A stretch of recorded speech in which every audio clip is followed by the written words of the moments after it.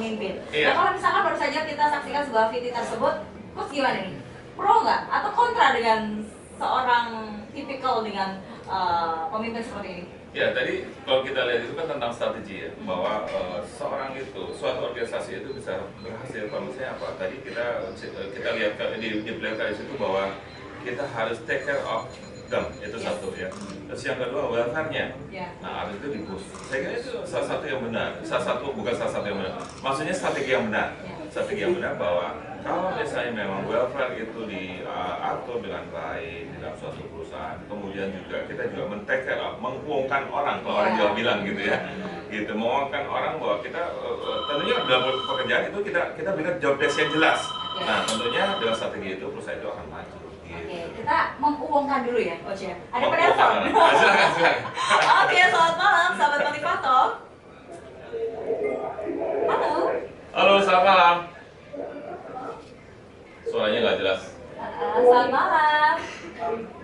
Iya sih, selamat malam. Ya, Selamat dengan siapa malam. di mana ini? Mbak siapa? Di mana? Oh iya, tadi saya tanyakan tadi, kalau bagaimana? Dengan siapa ini? Mohon maaf. Dengan siapa, Mbak? Kalau bagaimana kalau tadi Bapak membahas tentang bagaimana mengenai potensi leadership di kita. Ya. Sedangkan yang saya ingin tanyakan itu, sebetulnya kalau kita ini memilih mengenal karakteristik seseorang, agar kita dapat memilih seorang leader yang tepat gitu. Oke. Dan soalnya kan tidak lama lagi mungkin tahun depan calon presiden kan. Oh gitu ya. Ini jauh banget loh ya ini pemikirannya untuk negara jadi sebenarnya supaya nggak salah memimpin. Jangan sampai salah milih memimpin. Iya benar-benar, itu benar sekali. Oke, ada lagi? Cukup ya? Cukup ya. Cukup. Thank Udah. you Ipang ya di Bandung. Oke, di mana? Di Bandung ya. Ya. Ya pertanyaannya sangat bagus bahwa kita harus memilih pemimpin yang menjadi panutan kita. Ya. Nah, bagaimana kita memilih pemimpin yang mempunyai panutan? Pertama, tentunya kita harus lihat rekam jejaknya. Apakah pemimpin ini mempunyai ketegasan, ya? Terus kemudian orang ini mempunyai hati nurani untuk tidak korupsi, misalnya ya. Nah, itu. Kayaknya track recordnya luar biasa. Track recordnya harus kita lihat gitu, bahwa beliau ini mempunyai figur yang menjadi panutan bahwa orang ini tegas, ya. Terus kemudian mampu merubah bangsa, gitu, mempunyai perencanaan. Dan kembali lagi rekam jejaknya masih bagus gitu. Jangan sampai salah juga. Jangan sampai Nah, pertanyaan salah. berikutnya adalah potensi tentang leadership-nya tadi. Ya, potensi leadership ya.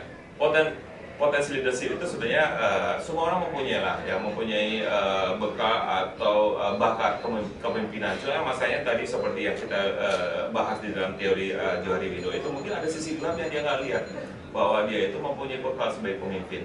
Dia nggak berani.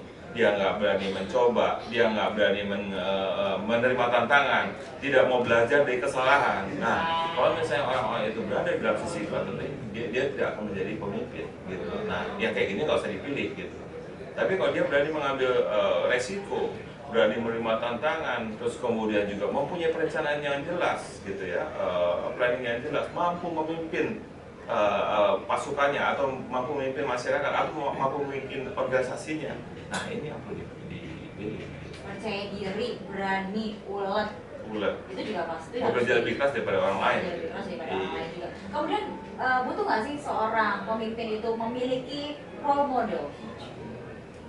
Memiliki role model.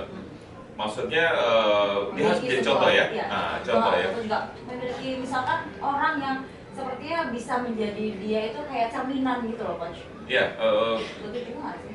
Betul lah. Jadi intinya gini, seorang itu juga harus mempunyai cerminan ya, cerminan bahwa menjadi panutan. Siapa yang menjadi panutan? Contohnya misalnya gini, zamannya Soekarno itu panutan saya gitu, gitu. Karena dia itu pertama dia pemimpin bangsa, dia berani melawan penjajah saat itu gitu.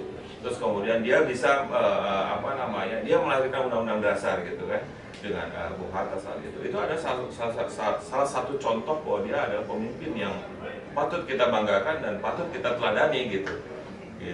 Seperti halnya tadi Ipang ya mengatakan bahwa memang nggak lama lagi atau lebih tepatnya tahun depan ya. Tahun depan. Kita akan Pesta Harus demokrasi. lebih, pesta demokrasi. Jangan sampai kita memilih pemimpin yang kurang Salah. atau salah. Kan ini kan menjadi Yang kurang sebuah tepat. role model juga Asal bagi milih. pemimpin Nah, bangsa. jangan gitu. sampai itu terjadi. Nah, mulai dari sekarang nggak apa-apa, kita persiapan mulai dari dini. Mulai dari Cara sekarang track recordnya dengan baik. kita lihat track record kita googling. Oke. Namanya ada nggak di googling, nah itu kita pilih gitu. Oke, kita bisa belajar mengenai sosoknya juga seperti apa. Waduh, ini jadi malah ngomongin ke politik ya. Ke Bos. politik ya.